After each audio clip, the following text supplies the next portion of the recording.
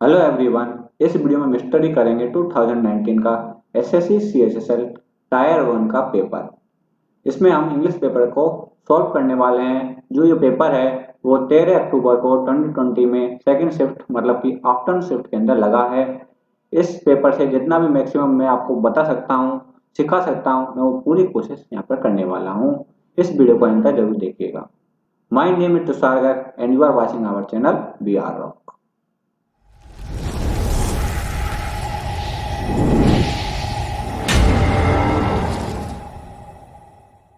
Question number 1। ये जो question है अपना ग्रामर बेस्ड क्वेश्चन है। इसमें अपने को ग्रामेटिकल एरर बतानी है। If India will win this match they will win the series. यहाँ पर इफ के साथ विल का यूज किया गया है और जो विल है वो एक मॉडल है और इफ के साथ कभी भी एक मॉडल का यूज नहीं किया जाता है।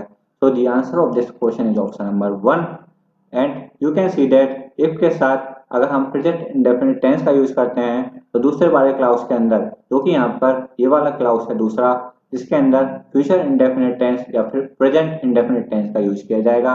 और ये जो क्लास दिया हुआ है वो प्रेजेंट फ्यूचर इंडेफिनिट टेंस के अंदर दिया हुआ है। तो अपना जो पहला क्लाउज है उसके अंदर हमको प्रेजेंट इंडेफिनिट टेंस का यूज करना है। तो यहाँ पर विल विन के स्थान पर विंस का यूज किया जाएगा, क्योंकि ये वर्ब की फर्स्ट फॉर्म है और वर्ब की first form present indefinite tense के अंदर यूज की जाती है। Next question is I do not recognize none of the politicians who have been invited to be the speakers today. इसके अंदर डू नॉट और नन इन दो वर्ड का यूज किया गया है। ये जो दोनों वर्ड यूज किए गए हैं वो एक नेगेटिव वर्ड हैं और एक ही सेंटेंस के अंदर कभी भी दो नेगेटिव वर्ड का यूज नहीं किया जाता है। इसलिए the answer of this question is option number 4। And हम यहाँ पर नन के स्थान पर एनी का यूज करेंगे, क्योंकि एनी का यूज एक नेगेटिव सेंटेंस के अंदर किया जाता है और सम का यूज एक पॉजिटिव सेंटेंस के अंदर किया जाता है। और जो अपना सेंटेंस दिया हुआ है वो एक नेगेटिव सेंटेंस है, इसलिए हमने यहाँ पर एनी का यूज किया है। नेक्स्ट क्वेश्चन इज, जो क्वेश्चन है इसके अंदर हमको बताना है कि कौन सा वर्ड इनकरेक्ट है। पहला ऑप्शन है प्लाक, दूसरा ऑप्शन है बोटिक्यू, तीसरा ऑप्शन है रोग्यू एंड चौथा ऑप्शन है लेक्योर। जी आंसर है अपने इस क्वेश्चन का ऑप्शन नंबर 1 है, क्योंकि जो प्लाक लिखा हुआ है उसकी राइट स्पेलिंग होती है PLAQUE। इसके अंदर सी का यूज नहीं किया जाता है और इसका मीनिंग है कि ऐसा कोई बाइट सब्सटेंस जो अपने दांतों में जम जाता है उसी चीज को हम प्लेक बोलते हैं। बोटिक्यू क्या होता है?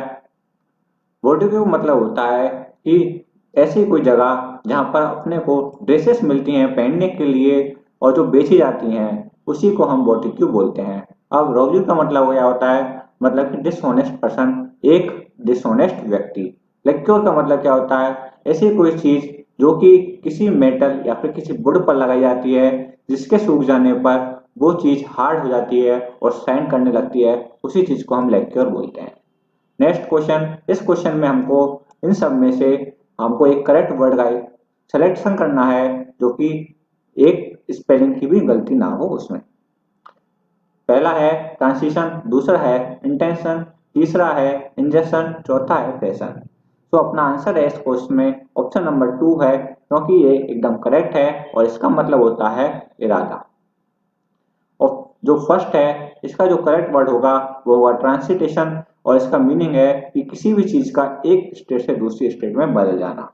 इसका जो करेक्ट फॉर्म है वो है इंजेक्शन। और इंजेक्शन क्या होता है? ऐसी कोई निडल जिसके अंदर ड्रग्स का फिल किया जाता है और उसको ह्यूमन बॉडी के अंदर इंजेक्ट किया जाता है, उसी चीज को हम इंजेक्शन बोलते हैं। और जो फैशन है इसका जो करेक्ट वर्ड होगा वो होगा FASHION। नेक्स्ट क्वेश्चन इज, ये जो अपना क्वेश्चन है वो एक सेंटेंस इम्प्रूवमेंट बेस्ड क्वेश्चन है। As we have been neighbours I have known Mrs Sasi Singh since more than 16 years. इसमें देखेंगे कि जो सिंस है उसके साथ पीरियड ऑफ टाइम का यूज किया गया है, लेकिन पीरियड ऑफ टाइम का यूज सिंस के साथ कभी नहीं किया जाता। सिंस के साथ हमेशा ही पॉइंट ऑफ टाइम का यूज किया जाता है, एस लाइक 1996 मंडे एटसेट्रा। और पॉइंट ऑफ टाइम के साथ हमेशा ही फोर का यूज किया जाता है, इसलिए हम यहाँ पर पीरियड ऑफ टाइम के लिए फोर का यूज करेंगे, जो कि ऑप्शन नंबर 4 में दिया हुआ है। तो the answer of this question is option number 4। Next question is, ये जो भी अपना क्वेश्चन है वो भी एक सेंटेंस इम्प्रूवमेंट बेस्ड क्वेश्चन है। Finally, Ananya found her pet kitten over the top branch of a tree in their garden. जो पेट है वो ट्री की ब्रांच पर बैठा हुआ है। अगर वो ट्री की ब्रांच पर बैठा हुआ है तो उससे वो कांटेक्ट में होगा, लेकिन ओवर का जो यूज है वो एक अनकॉन्टैक्ट थिंग्स के लिए जाता है, मतलब कि जो सरफेस है उससे ऊपर हो लेकिन उसके कांटेक्ट में ना हो, उसके लिए हम ओवर का यूज करते हैं। और कांटेक्ट के लिए हमेशा ही हम ऑन का यूज करते हैं। तो the answer of this question is option number 3, क्योंकि इसके अंदर ऑन का यूज किया गया है। नाउ नेक्स्ट क्वेश्चन इज, ये जो क्वेश्चन है वो एक वन वर्ड सब्स्टिट्यूशन के क्वेश्चन है। इसके अंदर हमको इन सब का मीनिंग बताना है एक वर्ड के अंदर। Question number 7 is a collection of drawing documents etcetera that represent a person specially an artist work. Option number 1 is portfolio, option number 2 is sketch, option number 3 is dossier, option number 4 is profile. The answer of this question is option number 1, क्योंकि इसका जो meaning है वो portfolio होता है। अब देखते हैं हम बाकी का कि इनका मीनिंग क्या है। स्केच का मतलब क्या होता है? स्केच का मतलब होता है कि किसी भी ड्राइंग को पेंसिल के थ्रू अपने हाथ से बनाते हैं, उसी को हम स्केच बोलते हैं। डोसियर का मतलब क्या होता है कि जो कलेक्शन है डॉक्यूमेंट्स का, और उन डॉक्यूमेंट्स हैं वो एक पर्सन या फिर सब्जेक्ट के बारे में इंफॉर्मेशन देते हैं, उसी को हम डोसियर बोलते हैं। अब प्रोफाइल क्या होता है? प्रोफाइल मतलब कि किसी भी व्यक्ति के बारे में कुछ बायोडाटा दिया जाता है, उसी चीज को हम प्रोफाइल बोलते हैं। Next question is a group of ships sailing together. Option number 1 is vessels, option number 2 is navy, option number 3 is fleet, option number 4 is cruisers. The answer of this question is option number 3, क्योंकि fleet का मतलब होता है कि बहुत सारे जहाज अगर एक साथ होते हैं उसी को हम फ्लीट बोलते हैं, जो कि एक कलेक्टिव नाउन है। अब हम देखते हैं कि जो बाकी के वर्ड हैं उनका मीनिंग क्या है। वेसल्स, वेसल्स का मतलब क्या होता है? वेसल्स का मतलब होता है एक बड़ी नाव या फिर एक बड़ी शिप। नेवी का मतलब क्या होता है? एक ऐसा आर्म फोर्स जो कि शिप पर लगाए जाते हैं, सी पर लगाए जाते हैं और जो कि ट्रेंड होते हैं, उसी को हम नेवी बोलते हैं। क्रूजर्स क्या होता है? क्रूजर्स का मतलब होता है कि एक ऐसी बड़ी शिप जो कि बार के अंदर यूज की जाती है, उसी को हम क्रूजर्स बोलते हैं। नेक्स्ट क्वेश्चन इज, अब हम इसमें देखने वाले हैं क्लोज टेस्ट, और इसका मीनिंग मैं आपको बता देता हूं। आप चाहो तो उसको पहले पढ़ लीजिए, मैं आपको इसका डायरेक्ट मीनिंग बता दूंगा। आई होप आपने अब तक पढ़ लिया होगा इस पूरे पैराग्राफ को। इसका जो मीनिंग है मैं बता देता हूँ कि जो हम्पी है वो एक यूनेस्को हेरिटेज साइट है, और वो इंडिया के अंदर है यूनेस्को हेरिटेज साइट, और जो है वो हॉर्सपेट टाउन के पास है, जो कि कर्नाटका स्टेट के अंदर है। और यहाँ पर जो हम्पी के इंट्रैक्शन के अलावा कुछ ऐसी जगह भी हैं जिनको लोग देखने आते हैं, just like beautiful temples, ruins of places, aquatic structure, ancient market street, royal pavilion, westerns, royal platforms, treasury buildings, dot dot dot का मतलब यहाँ पर एक्स्ट्रा से है। दी लिस्ट इज प्रैक्टिकल, मतलब कि ऐसी इतनी लिस्ट है कि वो खत्म नहीं होने वाली है।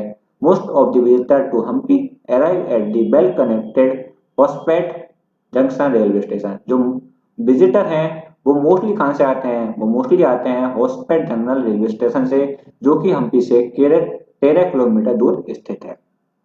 जो हम्पी की रोड है वो बहुत बड़ी है, उसमें कोई भी ट्रैफिक जाम का कोई टेंशन की बात नहीं है। और जो यहाँ पर जब आप हम्पी आओगे तो उसके रास्ते में जो जितनी भी सिटीज पड़ेंगी उसको भी आप देख सकते हो, ऐसा कोई बुरा नहीं है कि आप उसको भी नहीं देख सकते। इस पूरे पैराग्राफ का यही मीनिंग्स है। अब हम देखते हैं कि इसमें क्या आएगा, क्योंकि इसमें बताया गया है कि हम्पी के जो अट्रैक्शन के अलावा की बात की गई है, इसलिए हम यहाँ पर अलावा के सेंस में ऑप्शन नंबर 4 का यूज करते हैं, इसमें अमोंग का यूज किया जाएगा। नेक्स्ट क्वेश्चन, इसमें अपने ऑप्शन नंबर 2 में देखेंगे कि इसमें जो बहुत सारे प्लेस बताए गए हैं इसके अलावा, हम्पी के अलावा, तो इसमें जो वर्ब का यूज किया जाएगा वो तो पहली बात एक प्लूरल वर्ब होगा, और दूसरी थिंग्स जो इसका यूज किया गया मतलब बताता है जो पूरा पैराग्राफ दिया हुआ है अपने को वो प्रेजेंट टेंस के अंदर दिया गया है। तो दूसरी चीज है कि वो एक प्रेजेंट टेंस होना चाहिए, और पहली चीज क्या थी अपनी कि वो प्लूरल होना चाहिए। तो ऐसी चीज क्या है? वो एक आर है, इसलिए हम यहाँ पर आर का यूज करते हैं। Next question is, option number 3 में देखेंगे जो एक्वाटिक स्ट्रक्चर है उसके बारे में बताया गया है, और जो कैटेगो स्ट्रक्चर है वो एक हिस्टोरिकल प्लेस है। अगर हिस्टोरिकल प्लेस है तो उसमें जो होगा वो टूटा फूटा होगा। और रेवेन्यू का मतलब होता है पैसे, रिटर्न्स का मतलब पैसे से होता है, रिफंड का मतलब पैसे से होता है, लेकिन जो रिमेन्स है उसका मतलब होता है अवशेष, मतलब बचा कुचा। और जो क्वाड्रेटिक स्ट्रक्चर है वो हिस्ट्री का है, तो जितना टूट गया उतना टूट गया, और बाकी का जो बचा कुचा है उसी के बारे में बताया गया है। So option number 3 is right answer. Next question is blank number 4। इसके अंदर आप देखेंगे जो लिस्ट थी वो एक एंडलेस थी, मतलब खत्म नहीं होने वाली थी। इतनी सारी जगह थी कि आप देखते देखते थक जाओगे, लेकिन जगह खत्म नहीं होंगी। तो इसलिए यहाँ पर जो हमको यूज करना है, एक ऐसे वर्ड का यूज करना है कि जो खत्म नहीं होने वाले का सेंस दे रहा हो। और फिनिट का मतलब होता है डेफिनेट, मतलब कि उसको गिन सकते हैं। ओरिजिनल का मतलब लिखना, और एंडलेस ही इसका यूज किया जाएगा, क्योंकि इसका मतलब होता है कि ऐसी कोई चीज जिसको हम गिन ना सके, खत्म ही ना हो। So the answer of this question is option number 3। Finish का मतलब होता है खत्म होना, जो कि इस क्वेश्चन का आंसर नहीं है। Next question is blank number 5। इसमें आप देखेंगे जो हॉस्पेट जंक्शन रेलवे स्टेशन है वो हम्पी से 13 किलोमीटर दूर स्थित है। यहाँ पर स्थित के सेंस में वर्ड का यूज किया जाएगा, और सेटल का यूज स्थित के लिए नहीं किया जाता है, प्लेस्ड का यूज भी नहीं किया जाता है, फिटेड का भी नहीं किया जाता है, लोकेटेड का यूज स्थित के लिए किया जाता है। तो the answer of this question is option number 3। Next question is, जो क्वेश्चन है एक सेंटेंस रिअरेंजमेंट क्वेश्चन है। इसके अंदर अपने को सेंटेंस को वन बाय वन जमाना है, जिससे उसका करंट मीनिंग निकल सके। A is, today respect is shown in different ways, he said students have a more questioning bent of mind. B is, Vidya Subramaniam occupies a small but privileged place in the dance world that has seen the old guard giving place to the new. She is back in the day. Respect meant not sitting on even the same level as one's girls. What that is not no longer true, especially for those who live in Western militias. D. For instance, she spoke of how the very idea of respect had changed over time. अभी आपने भी पढ़ लिया होगा, लेकिन हम इसका जो सेंटेंस अरेंजमेंट करने वाले हैं वो इसके मीनिंग के अकॉर्डिंग नहीं करेंगे, देखना भी। इसमें आपने जो पढ़ा, तो इसमें जो पर्सन का यूज किया गया है वो एक विद्या सुब्रमण्यम है, जो कि एक गर्ल है। और बाकी सब में किसी भी में भी इसका नाम का यूज नहीं किया गया है। तो जो अपना सेंटेंस स्टार्ट होगा वो ऑप्शन मतलब कि तो बी से स्टार्ट होगा। अब हम देखते हैं ऑप्शन में कि केवल ऑप्शन नंबर 1 और 3 के अंदर ही बी से स्टार्ट हो रहा है, और ऑप्शन नंबर 2 और 4 के अंदर है डी से स्टार्ट हो रहा है, लेकिन अपना जो सेंटेंस है वो बी से स्टार्ट होना है। सो अपना आंसर है वो फोर्थ भी नहीं होगा और सेकंड भी नहीं होगा। जो आंसर होगा वो 1 और 3 में से है। अब आप देखते हैं कि जो यहाँ पर सी लिखा हुआ है और यहाँ पर सी लिखा हुआ है वो विद्या सुब्रमण्यम के लिए आया है। तो बी के बाद या तो डी आएगा या फिर ए आएगा। और अपने आप इसमें देखेंगे ऑप्शन में, तो इसमें बी के बाद सी का यूज किया गया है, लेकिन बी के बाद या तो डी का आना होना है या फिर ए का आना होना है, सी का आना नहीं होगा। तो 3 भी इसका आंसर नहीं है। The answer of this question is option number 1। Next question is, ये जो दो क्वेश्चन है वो एक सिनोनिम बेस्ड क्वेश्चन है। इसमें हमको इन वर्ड का सिनोनिम्स बताना है। Question number 15 is construct. इसका मतलब होता है control. Option number 1 is concoct, option number 2 is control, option number 3 is hazard, option number 4 is burden. अब इनका मीनिंग क्या है देखिए। कॉन्कन का मतलब होता है एनेक्सियस, मतलब चिंता करना। कंट्रोल का मतलब होता है नियंत्रण में रखना। हैजार्डियस का मतलब होता है डेंजरस, मतलब खतरनाक। और बर्डन का मतलब होता है लोड, मतलब कि भार। और जो कंस्ट्रिक्ट है जिसका मतलब कंट्रोल है, तो the answer of this question is option number 2। Next question is foliage. Foliage का मतलब होता है लीफ ऑफ ए प्लांट और ट्री, मतलब कि पत्ते किसके, पेड़ के या फिर ट्री के। Option number 1 is firmness, option number 2 is greenery, option number 3 is urgency, option number 4 is fullness. इन सब का मीनिंग है, फिरनेस का मतलब होता है कठोरता, ग्रीनरी का मतलब होता है ग्रीन प्लांट और ब्रांचेस, और अर्जेंसी का मतलब होता है एक्सीजेंसी या फिर इमरजेंसी, मतलब की जरूरत। और फुलनेस का मतलब होता है अनवाइस और स्टूपिड, मतलब की मूर्खता। और जो अपना फॉलेज है इसका मतलब होता है किसी पेड़ के पत्ते। So the answer of this question is option number 2। Now next question is, ये जो क्वेश्चन है एक्टिव पैसिव बेस्ड क्वेश्चन है। इसमें अपने जो जो सेंटेंस दिया हुआ है वो एक एक्टिव क्वेश्चन एक्टिव फॉर्म में दिया हुआ है, और हमको इसमें से चूज करना है कि इसमें से कौन सी पैसिव फॉर्म करेक्ट है। She did not forget me even though I have been away for a year। इसका जब भी हम पैसे बनाते हैं तो इसके अंदर जो ऑब्जेक्ट होता है वो सब्जेक्ट के रूप में यूज किया जाता है, और जो सी जो कि एक सब्जेक्ट है वो पैसिव फॉर्म में एक ऑब्जेक्ट के रूप में यूज किया जाएगा, और जो अंत से अंत तक का बाकी का सेंटेंस है वो ऐसे तैसे ही रहेगा।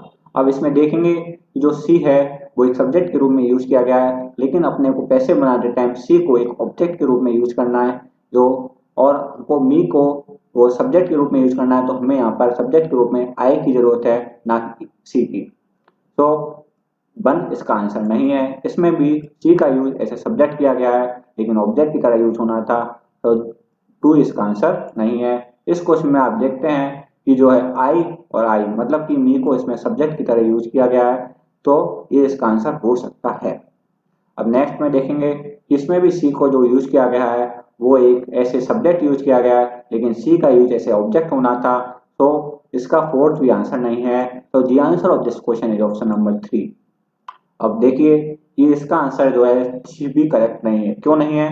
क्योंकि यहाँ पे जो डिड नॉट फॉरगेट लिखा हुआ है, और जब भी डिड नॉट फॉरगेट का हम पैसिव बनाते हैं तो उसके अंदर वाज का यूज करना था, लेकिन इसमें पैसिव में हैव नॉट बीन फॉरगेटन का यूज किया गया है, जो कि रॉन्ग है। इसका जो करेक्ट पैसिव फॉर्म होगा उसमें वाज नॉट फॉरगेट का यूज होना चाहिए था। इसलिए मेरे हिसाब से तो इसमें एसएससी को एक एडिशनल मार्क्स मिलना चाहिए। नेक्स्ट क्वेश्चन इज, ये दोनों क्वेश्चन है वो एक आइडियम्स के क्वेश्चन है। अब हम देखते हैं क्वेश्चन नंबर 18। फिट ऐसे फिडल। फिडल का मतलब क्या होता है? फिडल का मतलब होता है वायलिन, और वायलिन के जो तार होते हैं वो एकदम फिक्स टू फिक्स लगे होते हैं। अगर बार का वायलिन का जो तार है वो थोड़ा सा भी हिल जाता है तो वो एक अनप्लीजेंट साउंड प्रोड्यूस करता है, और इसीलिए हम यहाँ पर बोला है कि फिट ऐसे फिडल मतलब कि वायलिन की तरह फिट होना, मतलब कि एक हेल्थी होना और स्ट्रांग होना। तो the answer of this question is option number 2। Next question is, it took Rohan a long time to get the hang of the machine in the new factory. Option number 1 is clean and dry. Option number 2 is learn how to use. Option number 3 is put up safely. Option number 4 is bring someone to run. इसमें आप देखते हैं कि इसका जो meaning है, अगर आपको इसका मीनिंग नहीं पता है तो आप इसका सेंटेंस के थ्रू भी निकाल सकते हैं। देखिए, रोहन को बहुत सारा टाइम लगता है न्यू फैक्ट्री के अंदर किसी मशीन को समझने के लिए। इसका ये मीनिंग है। अगर किसी मशीन को समझने की बात हमने यहाँ पर की है तो इसका मतलब है कि गेट हैंग ऑफ का मतलब है किसी चीज को समझना, और किसी चीज को समझने के लिए केवल ऑप्शन नंबर 2 का यूज करेंगे। तो the answer of this question is option number 2, क्योंकि इसमें लिखा हुआ है learn how to use. Now next question is, ये जो दोनों क्वेश्चन है वो एक एंटोनिम्स बेस्ड क्वेश्चन है।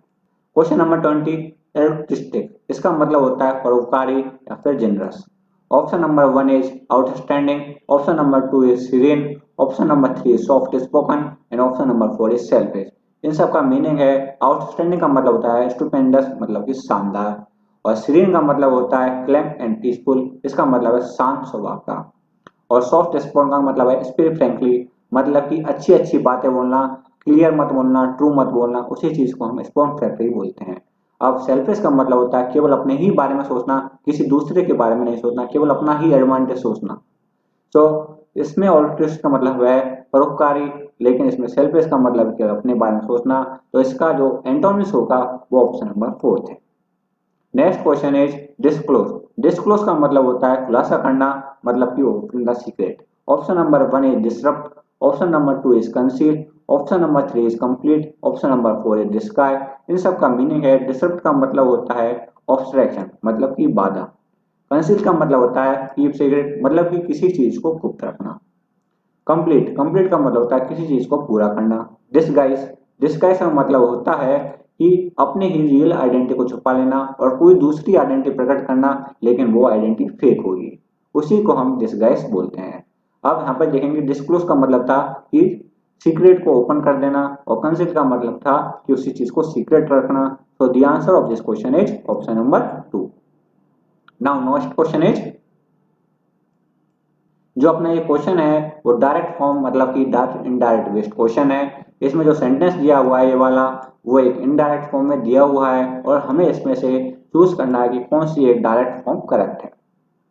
Brinda told her doctor that she was leaving for Boston the next day। अब इनडायरेक्ट फॉर्म में है तो हमें टोल्ड के लिए जो डायरेक्ट फॉर्म चाहिएगी वो होगी शेयर टू। और जो इसमें शेयर टू लिखा है वही इसका आंसर है। इसमें देखेंगे टोल लिखा हुआ है, इसमें देखेंगे हेड टोल लिखा हुआ है, इसमें देखेंगे शेयर टू लिखा हुआ है, ये इसका आंसर हो सकता है। और इसमें देखेंगे टोल टू लिखा हुआ है, ये भी इसका आंसर नहीं होगा। तो the answer of this question is option number 3।